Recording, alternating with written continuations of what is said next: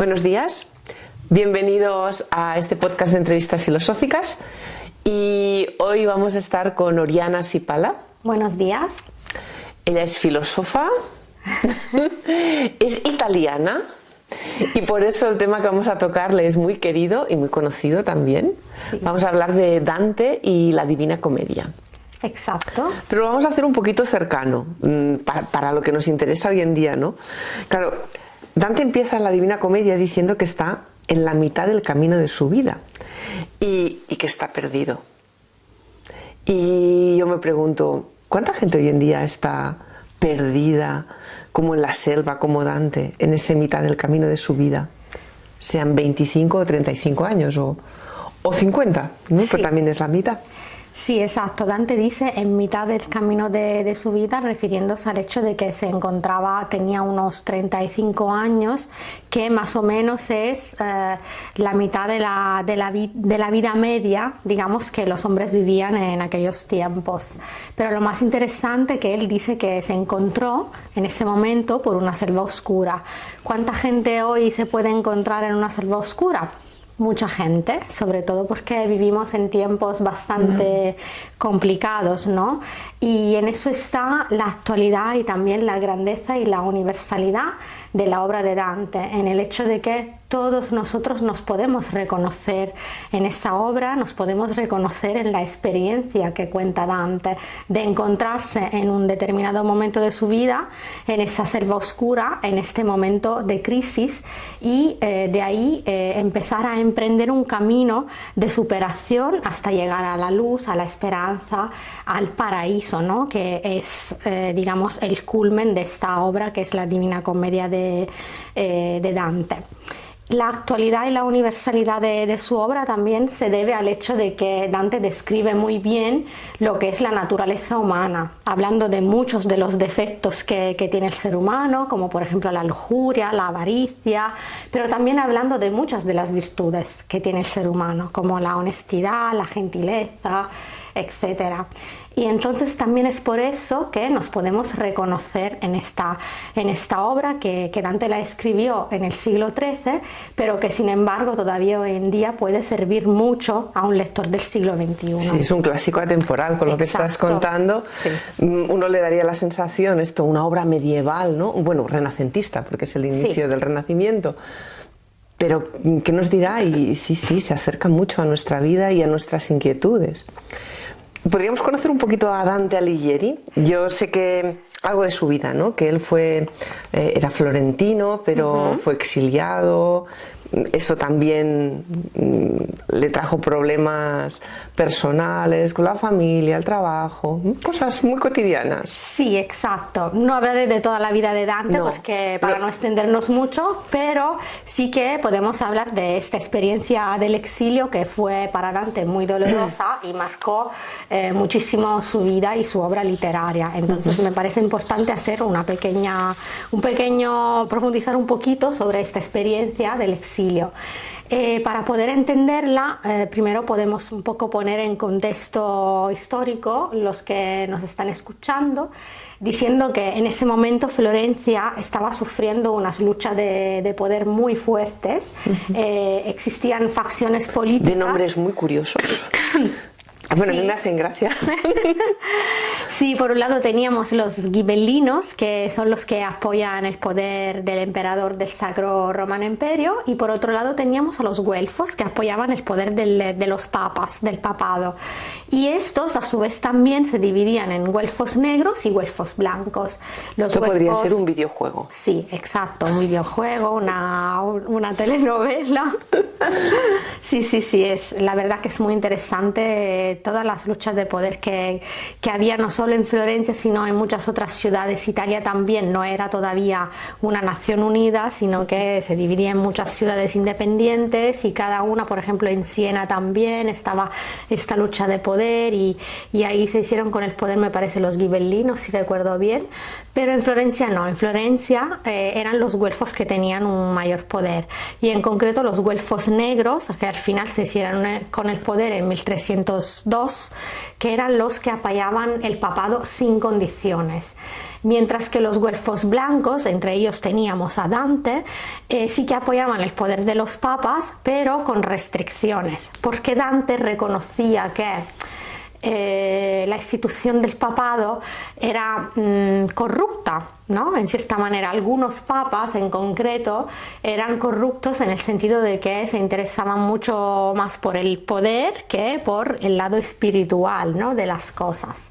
Y entonces por eso él sí que era un güelfo blanco, pero pues pretendía que los papas pudieran gobernar Florencia con una serie de limitaciones y de restricciones. Es duro, en la Divina Comedia, porque hay un episodio que lo podemos traer a colación ahora, que es el de los papas simoníacos, que los coloca en el infierno, ahí en la tortura. Exacto. Muy crítico. Muy crítico, sí, es un canto, el canto 19 si recuerdo bien, donde condena a estos papas simoníacos, que eran los que vendían, ¿no?, indulgencias a cambio de sacramentos, del perdón, etc. Es decir, es como que yo puedo comprar el perdón, o sea, todo alrededor del dinero, de la avaricia, y Dante fue muy crítico contra estos papas, que además describe una condena que estos estaban sufriendo en el infierno que era muy dura, ¿no? Están boca abajo, con los pies, moviendo los pies ininterrumpidamente y sufriendo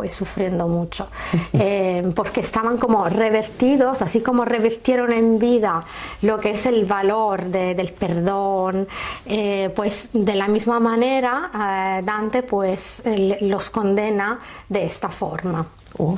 ¿Y cómo saca de este exilio? ¿Cómo logra que este exilio se convierta en un proceso creativo tan espectacular como para dar lugar a la Divina Comedia, un poema más largo que la Ilíada y la Odisea, escrito de forma en ese dolce estilo nuevo precioso? A mí me encantan esos tercetos encadenados. Sí. Es todo un proceso creativo en un momento de mucho dolor. Exacto, porque Dante empezó a escribir la Divina Comedia justo después de ser exiliado, después del 1302. Recordemos que él nunca más, después de ese año, pudo volver a su queridísima ciudad, lo perdió todo. Murió en el exilio. Sí, murió en Ravenna, y de hecho todavía está sepultado ahí, y también hay una contienda ahora entre las dos ciudades de Ravenna y Florencia, porque Florencia quiere pues la tumba de Dante, que sigue estando sepultado en Ravenna, y obviamente los habitantes de Ravenna no quieren devolvérselo. Pero bueno, para contestar a tu pregunta, Dante empezó a escribir la Divina Comedia después del exilio. La escribió durante 15 años, fue un proceso muy largo, de mucho trabajo, y también fue un proceso de mucho trabajo interno, ¿no? Porque mientras la escribía también, él pues estaba en cierto sentido superando una crisis, ¿no? Un dolor debido a la pérdida de su familia, de su casa, de sus bienes en Florencia. Entonces, en cierto sentido, podríamos decir que para Dante esta crisis fue una crisis que él supo trabajar internamente, supo reflexionar sobre ella, supo darle un sentido, y de ahí que nace esta obra creativa y maravillosa que es la Divina Comedia, ¿no?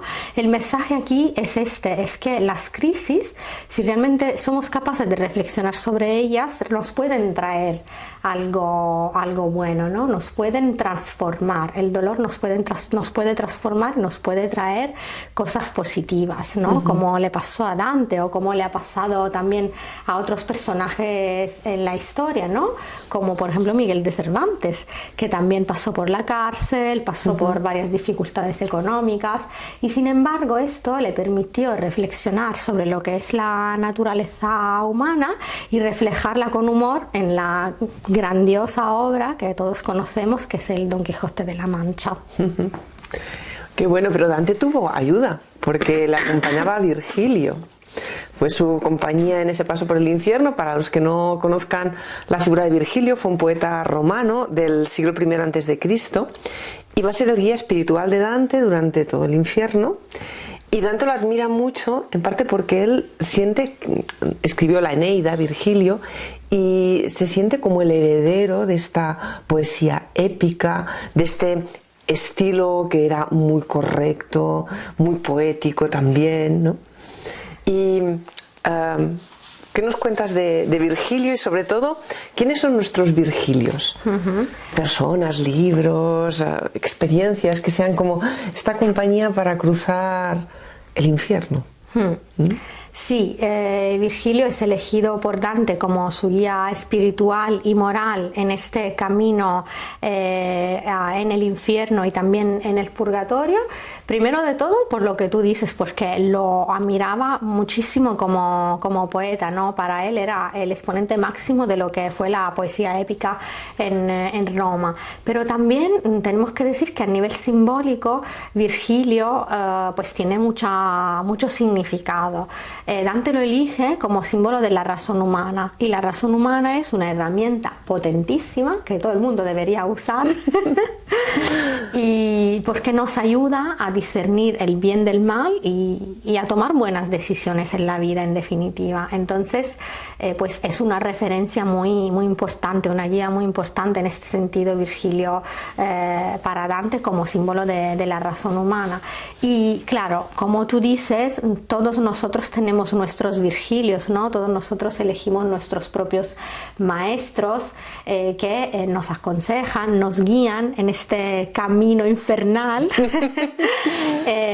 y nos ayudan a tomar decisiones. Puede ser un padre, una madre, puede ser un profesor de instituto, incluso puede ser un libro, un filósofo antiguo, etcétera.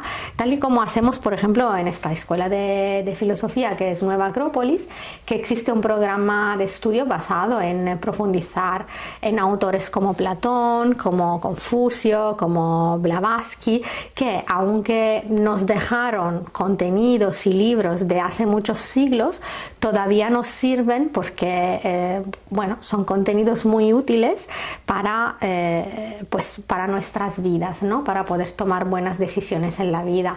Entonces podríamos decir que somos todos como discípulos, pero que es muy importante elegir bien nuestros maestros, porque si los elegimos mal sí.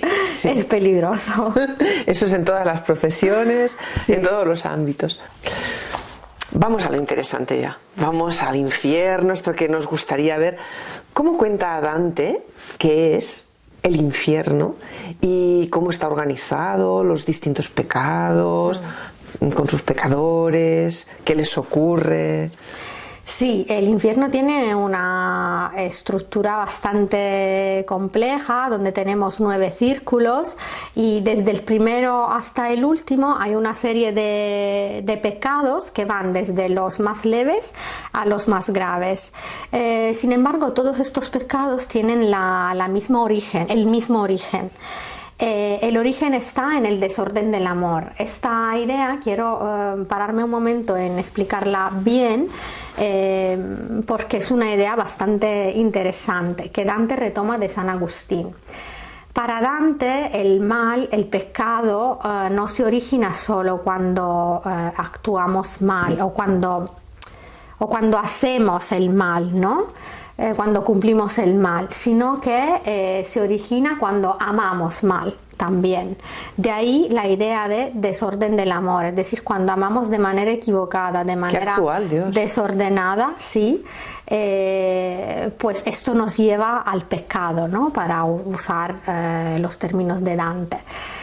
Entonces, por ejemplo, si amamos de manera excesiva, ¿no? Esto ya es un desorden, ¿no? Es decir, amar, por ejemplo, de manera excesiva un cuerpo nos lleva a la lujuria. Amar de manera excesiva el dinero o el poder nos lleva a la avaricia. Buscar excesivamente el placer de una comida o de una bebida nos lleva a la avaricia, que si lo pensamos bien... A la gula. A la gula, sí, perdón. Sí, están ahí. Perdón, sí.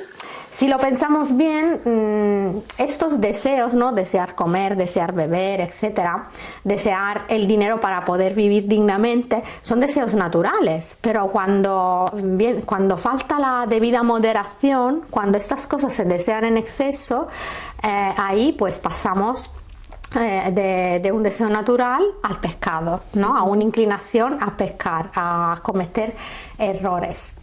Entonces aquí está el origen de todos estos pecados que hemos ya mencionado, que son la lujuria, la gula y la avaricia, que son los 3 pecados que Dante llama de incontinencia, porque vienen justamente de esto, de una falta de son moderación. Los leves, ¿no? Estos no son muy graves. Sí, son los leves. Entonces, en estos el infierno es más suavecito. Sí, de ¿Y dónde hecho, es más intenso? es más intenso a medida que vayamos avanzando en el camino. De hecho, después de estos 3 pecados de incontinencia tenemos los pecados de violencia. Y Dante también aquí clasifica 3 tipos de pecado de violencia, que son la violencia contra los demás, contra a uno mismo y contra Dios. Este tipo de pecado también se basa en un desorden del amor. Es decir, cuando yo quiero demasiado algo, o sea, paso de quererlo a estar obsesionado de alguna manera, ¿no? Pretendo ejercer un control sobre algo o alguien y esto se convierte en violencia. Y esto lo vemos en muchos casos. Por ejemplo, lo vemos lamentablemente en los noticiarios cuando escuchamos algún caso de violencia de género, cuando un miembro de la pareja quiere ejercer un control, una manipulación sobre el otro miembro. Y esta forma de amor es una forma desordenada, por decirlo con las palabras de Dante, que se convierte en violencia, ¿no? ¿Y hoy en día cuál crees que es el mayor desorden de amor que tenemos en nuestra sociedad? ¿Se parece a la de Dante o son distintos? Sí, hay varios. Por ejemplo, las guerras pueden ser... yo creo que de alguna forma encuentran su origen en eso, en ese desorden del amor, que es la pretensión de un pueblo en querer ejercer un control sobre otro pueblo, como está pasando, por ejemplo, entre Rusia y Ucrania.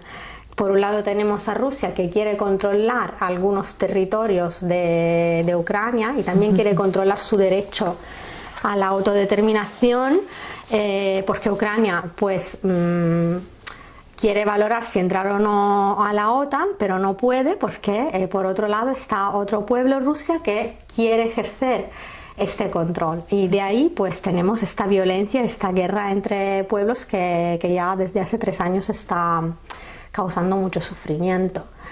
En otra clave también, por ejemplo, uno de los desórdenes del amor que vemos hoy en día en nuestra sociedad, quizá puede ser el individualismo extremo, ¿no? Este amor excesivo que tenemos hacia el éxito social, personal, que nos lleva a una forma de egoísmo, a descuidar los demás, a una falta de solidaridad y de empatía, ¿no? Que hace muchísima falta en el mundo en realidad.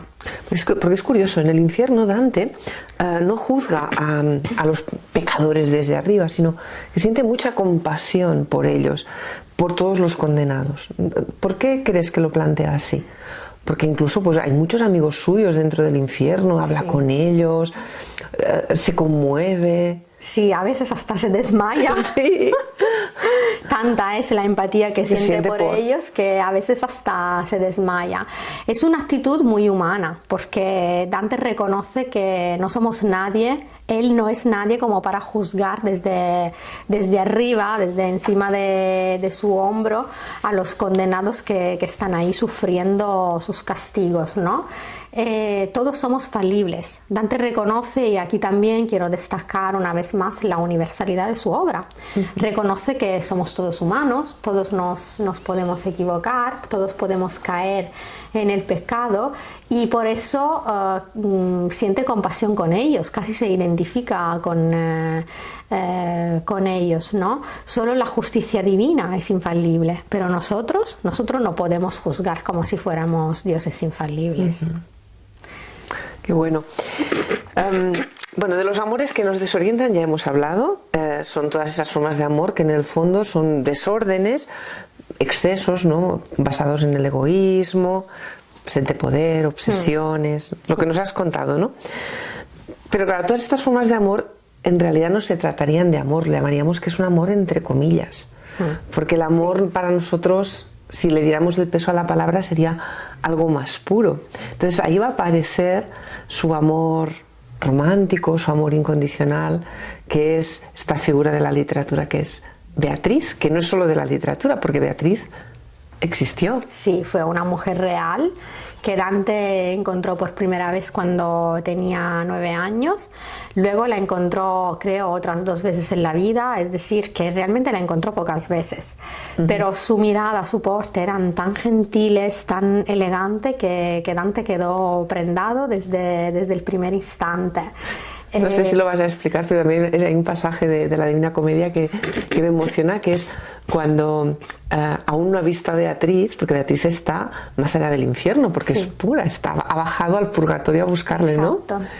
Y él no la ha visto todavía, pero dice que la ha reconocido porque ha sentido lo mismo que sintió la primera vez que la vio. Sí, exacto. Es algo tan hermoso, ¿no? O sea, no necesita mirar con los ojos, sino que está mirando con algo distinto, sí, exacto. Reconociendo. Para sentir ese amor puro no necesita, de hecho luego explicaré un poco también por qué cuando aparece Beatriz desaparece Virgilio, ¿no? Desaparece la razón humana, porque para poder contemplar ese amor, esa conexión con lo divino, con lo más alto, ya no es suficiente la razón humana, sino que, como tú dices, no es suficiente ni siquiera la vista, la visión física, sino que es algo más puro, más que tiene que ver más con la intuición, más que con la... Vale, me he adelantado un poco, ¿no? Porque yo te quería preguntar primero qué formas de amor nos pueden ayudar a crecer. Es decir, antes de llegar realmente al cielo pasamos por ese purgatorio, por ese paso intermedio. Sí, bueno, este tipo de amor que no es desordenado, ¿no? Y que está representado por Beatriz. De hecho, como estaba diciendo antes, Beatriz sí que fue una mujer real. Sabemos que estuvo casada con un banquero florentino muy potente, que murió muy joven. Pero lo que realmente nos interesa de ella no son tanto los datos de su vida concreta y real, sino la construcción intelectual y alegórica que Dante hace de ella. Beatriz representa este amor puro, representa a la mujer ideal y la encarnación de valores como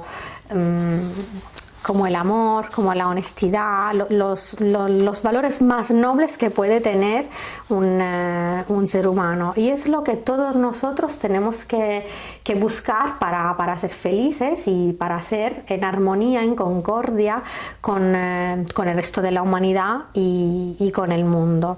Un amor ordenado que pues nos lleva a tomar buenas decisiones y a evitar los pecados de los que tanto habla Dante en la Divina Comedia. Es que el purgatorio no es un lugar de castigo, sino que es un lugar de esperanza. O sea, a veces se parece como el purgatorio que ahí estás sufriendo, pero no es que es verdaderamente la esperanza, los pasos que hay que dar hasta llegar al cielo.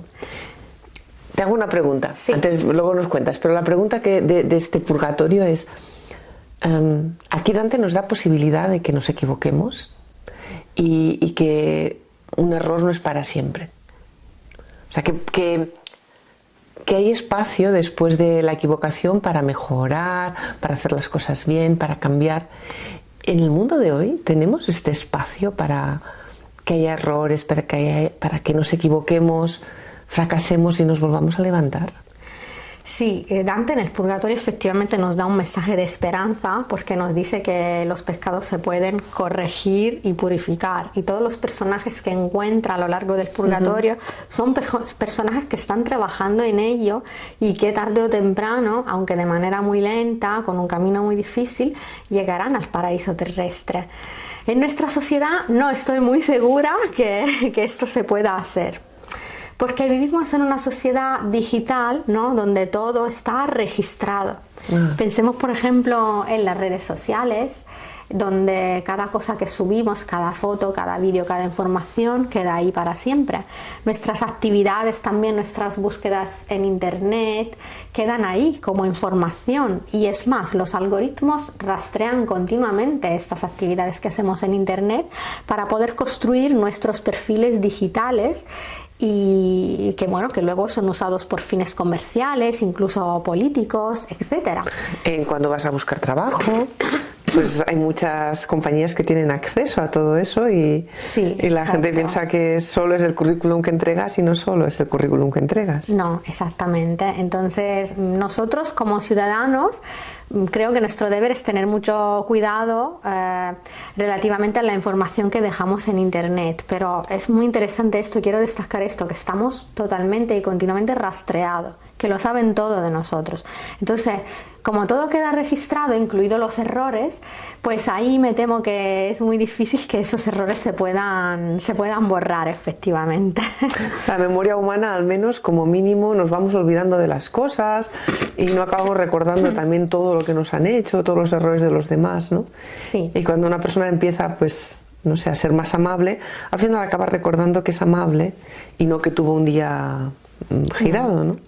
Exacto, exacto. Donde sí quizá el error puede ser visto como algo positivo, entre comillas, es en la educación. Ahí sí que el error es visto, o debería ser visto como un punto de partida para corregirse, para mejorar y para, pues eso, para llegar a un aprendizaje, ¿no? Me equivoco, pero a partir de ahí reflexiono, trato de entender qué es lo que he hecho mal. Es algo que nos sirve en la vida también, ¿no? Preguntarnos qué es lo que he hecho mal, qué es lo que tengo que corregir para ser mejor, para superarme. Esto debería ser el error en la vida, algo que nos lleva a mejorar y a superarnos. Un pedestal para seguir hacia adelante. Exacto.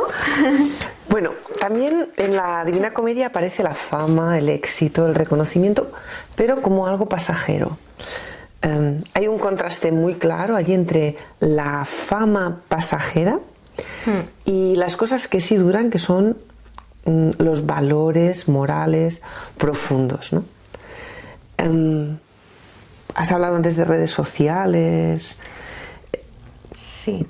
Si Dante estuviera aquí, ¿dónde colocaría todo esto? Si Dante estuviera aquí, escribiría, creo, una obra solo sobre eso, sobre la fama y la gloria que buscamos a través de las redes sociales, porque realmente es un fenómeno hoy muy, muy central y también por eso la Divina Comedia, por muchas razones es muy actual, pero también por eso, por esta temática de la fama, del afán de visibilidad que tiene el ser humano hoy en día, etcétera.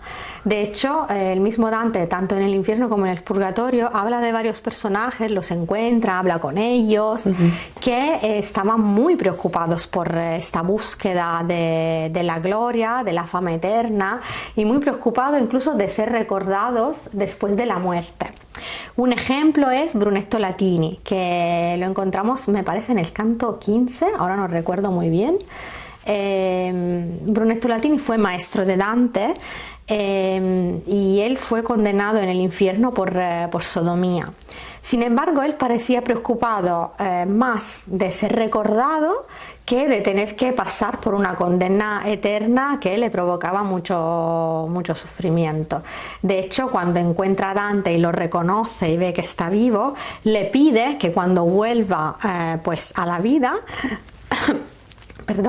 que cuando vuelva a la vida lo recuerde entre los seres vivos a través de su obra que había escrito, que era El Tesoro.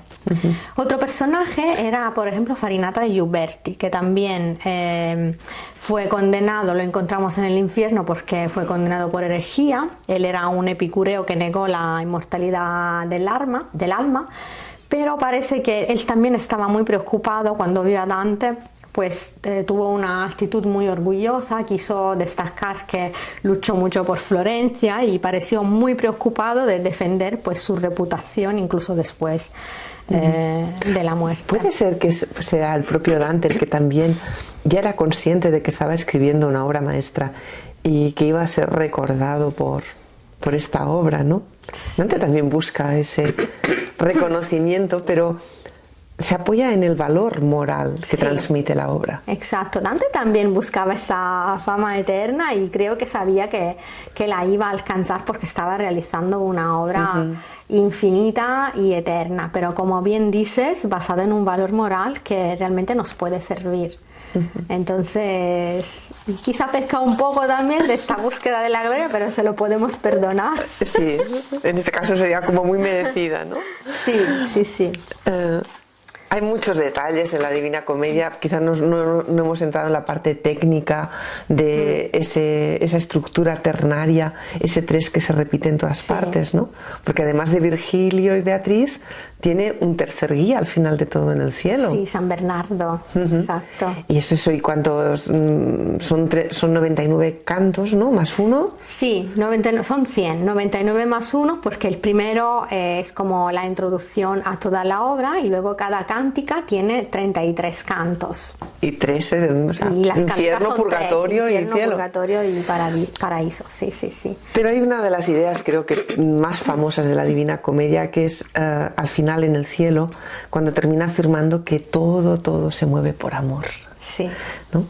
Entonces, después de todo este viaje por el dolor, la culpa, la purificación, ¿cuál es la idea de felicidad, de cielo que propone Dante? Pues es una idea bastante diferente a la que estamos acostumbrados a pensar hoy en día. Es decir, la felicidad para Dante no coincide ni con el éxito social, ni con tener un buen coche, un buen trabajo, ni con la satisfacción inmediata de nuestros deseos y ni siquiera con la ausencia de dolor. Al contrario, hemos visto que el dolor es un vehículo a través del cual podemos trabajarnos internamente y alcanzar esa felicidad. Entonces la felicidad es más bien un proceso de conquista, ¿no? Un camino que tenemos que hacer con esfuerzo para llegar a la luz, ¿no? La felicidad es estar en armonía con ese orden del amor. Hemos hablado tanto de orden y de desorden del amor. Es estar en armonía con ese orden del amor que sostiene toda la realidad, ¿no? Y lo vemos muy claramente este proceso durante todo el camino de Dante, ¿no? En el infierno, en el purgatorio, en el paraíso. Partimos de un momento de crisis donde el amor está desordenado y luego llegamos al purgatorio donde tenemos una reeducación del amor, una corrección, una superación de los pecados, hasta llegar al paraíso donde tenemos este amor puro. Este amor puro que rige toda la realidad y que nos permite, no a través de la razón, sino a través de la intuición, poder contemplar lo divino, donde lo divino es pues la parte más alta, los valores más altos del ser humano. Entonces, esta idea de amor puro, de amor ordenado, está muy vinculado con la idea de la felicidad. En el momento en que yo entiendo que la felicidad consiste en eso, en amar a la humanidad, al mundo que me rodea, de una forma pura, entonces sí puedo alcanzar este estado de felicidad y de armonía, que es el mensaje que al final pues, nos quiere transmitir Dante, en definitiva, con la Divina Comedia. Bueno, como acabáis de ver, la Divina Comedia no es un viaje geográfico, ni tan siquiera solo un viaje por este otro lado de la vida, sino también es un viaje interior y del que podemos aprender muchas cosas. Yo quiero dar las gracias a Oriana por todo lo que nos ha contado la Divina Comedia, pero te voy a hacer una última petición. Como siempre, es unos pequeños versitos en italiano de la Divina Comedia. ¿Sí? ¿Te animas a leernos en esta lengua tan hermosa? A ver. Sí. ¿Sí? Sí, sí. El último, bueno, estos son los últimos versos del Paraíso, entonces la forma en la que Dante cierra la Divina Comedia y, como no, hablando del amor, ¿no? Os lo voy a leer. All'alta fantasia, qui manco possa, ma già volgeva il mio disio e il velle, sì come rota che ugualmente è mossa, l'amor che muove il sole y las 3 stelle. Muchas gracias. A vosotros, a ti. Hasta la próxima.